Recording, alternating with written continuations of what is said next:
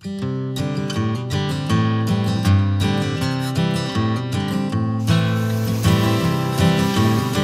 อนี้เขารู้สึกดีใจหลายที่ว่าเขาที่สิกำลังสิได้กินมันเป็นทางที่สองมันเป็นทางที่สองนะทุกอย่างเดียวสิได้กินเป็นอาถรรพ์จริงจะมีอาถรรพ์ก็คือว่าทุกที่เขาไปต้องไปครั้งที่สองจึงได้กินทุกอย่างเลยครั้งแรกอันนั้นอันนี้เนาะเวลานางอยู่เขาจะเดี่ยวออกไปเขาจะเห็นป้ายวัดศรีคูนเมืองวัดหนองศรีคูนเมืองเลยเนาะแบบอาหารง่ายๆของกินกับข้าวมีอย่างไรบ้างเม็ดติ๋มตอนกินมดนะตอนได้เมนูใหม่ๆเขาไม่ได้ทายเนาะเพราะว่าเขาหิวแห้งแม่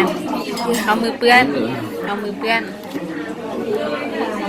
กันเลยว่าบ่ได้เราตั้งชามหน่อย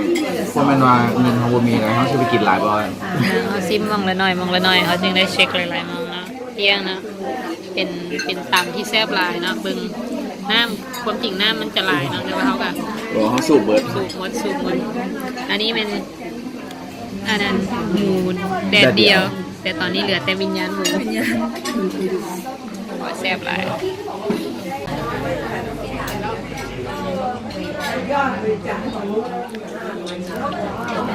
บรรยากาศไปในห้างเนาะไปในห้างแต่แล้วก็ได้มากิน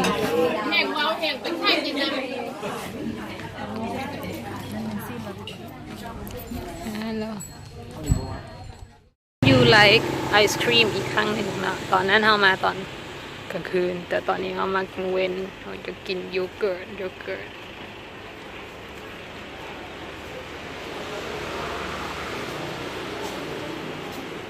ลังนั่งแบบนี้นะคิดนักตัวสกินนี่ยังมาจากการทานนมนี่สินะตามทานนมเนี่ยนะ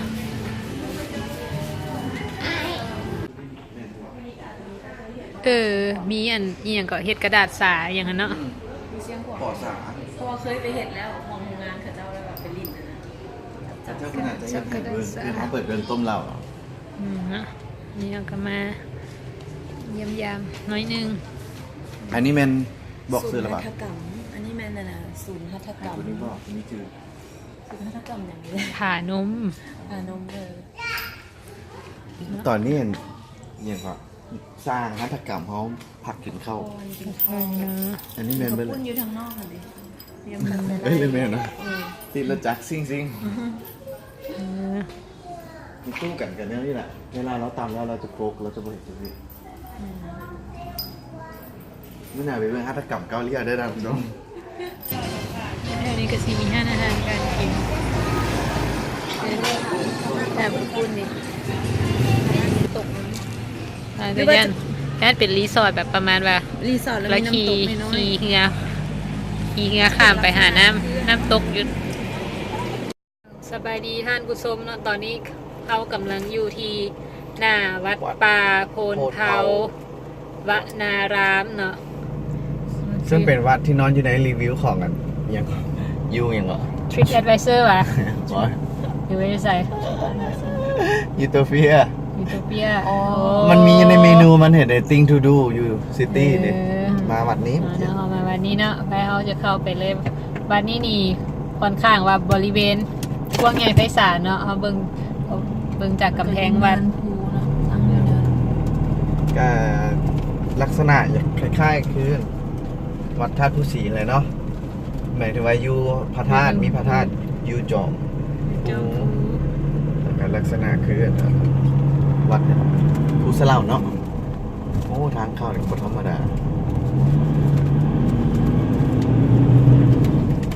ภูสะเหล่าหรือปักเซแบบลักษณะข้างหน้ารถเขามีมาเนาะมาแบบโอ้จุดหมายสายแล้วจะไปทางไหนหรือว่าฮอดแล้ววะแล้วย่างไปวะเขาอาจจะจอดแอบอยู่แถวไหนแถวนึงว่ะว่าสิเอาอย่างสิเลยว่ะคนบ่มาว่ะจอดดีๆไหมซุปหัวไปห้องวะว่าเสียไปโฮมอยู่ตรงนั้นว่ะโฮมอยู่ตรงนั้นอะไรตรงนั้นว่ะคือ แบบบ่ได้ควงภายใน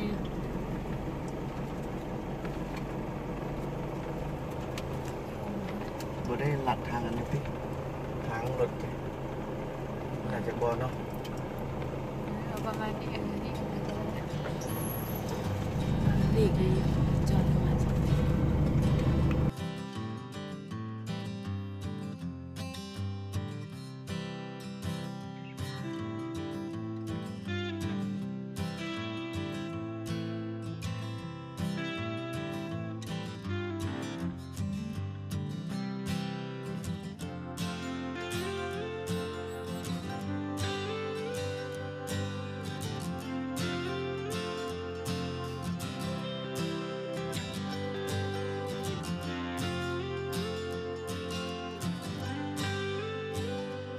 เครื่องกลางขึ้นไปเนาะสบายดีท่านผู้ชมวัดธาตุโคงนี่มันคือธาตุโคงวัดปูนเขา โค้งเนาะ โคงหมายถึงโกนทั้งกลางทั้งหมด สงสัยเนาะ โอ้ ส่งมาเซลฟี่กันเลย ให้พี่ก่อน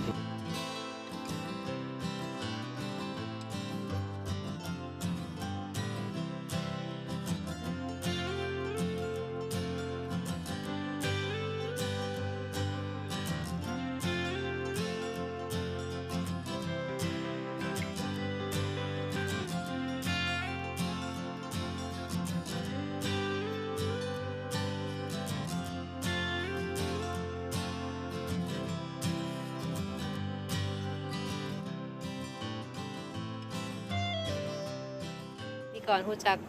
เกี่ยวกับวัดป่าปูนเผาแห่งนี้นี่ข้างทมิตรนี่ได้ยินจากชื่อเสียงจากไสเนาะ ตอนนี้เนาะก็ตั้งใจว่าสิมาเที่ยวหลวงพระบางก็ว่าเอกลักษณ์ของหลวงพระบางที่ว่าเป็นพระธาตุกันมันพระธาตุภูสีเนาะแต่ว่าบังเอิญมาได้ไปงานยูโรเปียแล้วในงานเพิ่นบอกว่าบอนที่ว่าควรจะไปเยี่ยมชมหนึ่งในนั้นก็คือมีวัดป่าโพนเผาซึ่งเฮาก็บ่ฮู้ดอกว่าแม่นวัดแห่งนี้เพราะว่ากายไปกายมาอยู่ขี่รถบริเวณตัวเมืองหลวงพระบางหันก็เห็นตลอดเห็นจอบเป็น เห็นจอบ เห็นแต่ครึ่งเดียว ที่ว่าเขาว่าบอยุตีนผู้สีอันนี้ที่แท้มันที่แท้มันอันนี้ คล้ายๆปิ้นหน้าใช่กันระหว่างกันธาตุภูสีกับธาตุโพนเผาปิ้นหน้าใช่กันภูสีจะอยู่บริเวณด้านนั้นมีถุงอาจจะบ่เห็นน่ะจะอยู่ ปิ้นหน้าใช่กัน กลางของ ส กลาง แล้วมีเมืองหลวงพระบางตั้งอยู่ข้างกลางเป็นธงเพียงทั้งด้านลุ่มที่ว่าคนบุกหาเพิ่นจ้า วันนี้นี่เนาะพิธีกรยิงเขาเลยเนาะ ก่อนนี่มันตามกระแสเนาะ กระแส บริฮู้อย่างเกี่ยวกับวัดนี้เลยฮู้แต่ว่าแนมมาแล้วเห็นจอมก็รู้สึกว่างามถ่ายรูปเอาอยู่แต่ว่าก็บ่เห็นรูปแล้ว ใช่มันอยู่ตรงนี้ พี่ก่อนซ้ายว่าเห็นยวนห้านยูโทเปียเนาะก็เลยว่าลองเข้ามาเบิ่ง สัมภาษณ์เลยสัมภาษณ์ ข้างทมิตรที่รู้จักกับวัดปูนเผานี่ย้อนว่าอยู่ตะกี้มันเฮาใส่ปื้มเขียนลอยหน้าเนาะแล้วมันจะตะกี้ก็จะมีปื้มเสียเขียนการนกสันติภาพบ่การสันติอหย่างแบบพวกโครงพิมพ์สันติภาพอย่างต่างๆเนาะแล้วมันจะมียี่ห้อหนึ่งมีหน้าปกมันจะเป็นวัดปูนเผาเป็นรูปพระธาตุโคงนี่แหละเนาะ เป็นโรงงาน ก็เล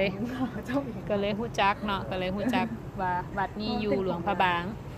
พอตะกี้ก็สนใจนะอยู่นครหลวงเวียงจันทน์เฮาคือบ่มีเนาะก็เลยได้รู้จักกับท่านผู้ชมเนาะตอนนี้พวกเรามาอยู่ที่ห้านอาหารไว้รุ่น พันป่า ไว้รุ่นห้านอาหารไว้รุ่นตามชื่อ พันป่าไว้รุ่น บ่ชื่อห้านแท้ๆแล้วมี พันป่าวะ มีพันป่า อาหารวัยรุ่นเนาะ อาหารไว้รุ่น อันนี้มันมีเมนูพิเศษของร้าน เป็นเมนูซิกเนเจอร์ของห้าน พันป่าเนี่ยเขาว่าเต็มๆ พันป่าไว้รุ่นปลาสดจากแบบ ป่ายังร้อยลิ้นอยู่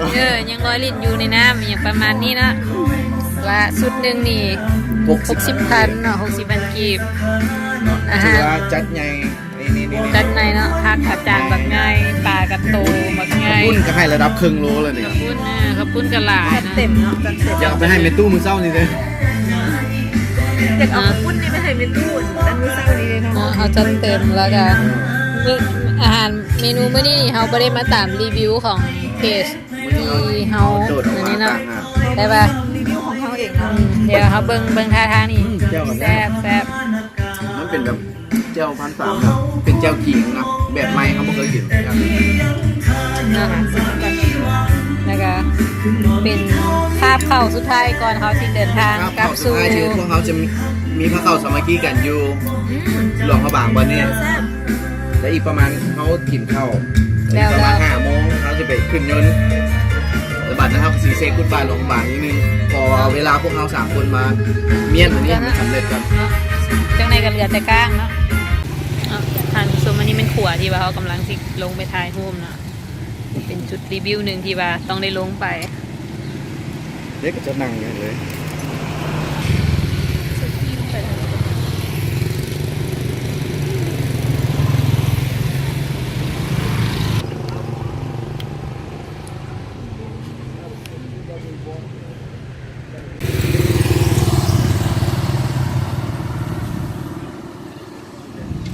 วัสดีท่านผู้ชมเนาะตอนนี้พวกเขากับ เป็นรายการเลย มิดทริปแบบ แม่ละเขากับปิดทริป แท้ ที่ ๆ เส้น แล้ว ซีแบบสมบูรณ์เลยเพราะว่าเขาหายศของเขาหาก็ลงจอดได้ที่สนามบินสากลวัดไต่สนามบินสากล ภายใน ภายในไม่อยู่วัดไต่เลย เพราะว่าเขาได้ไปต่างประเทศเลย ไปเนาะจบทริปอย่างเป็นทางการ จบทริปยังเป็นทางการเดี๋ยว เจอกันใหม่ในคลิปหน้า เจอกันใหม่ในคลิปหน้าแล้วก็วิดีโอแบบรูปแบบเต็ม HD ของพวกเขาไป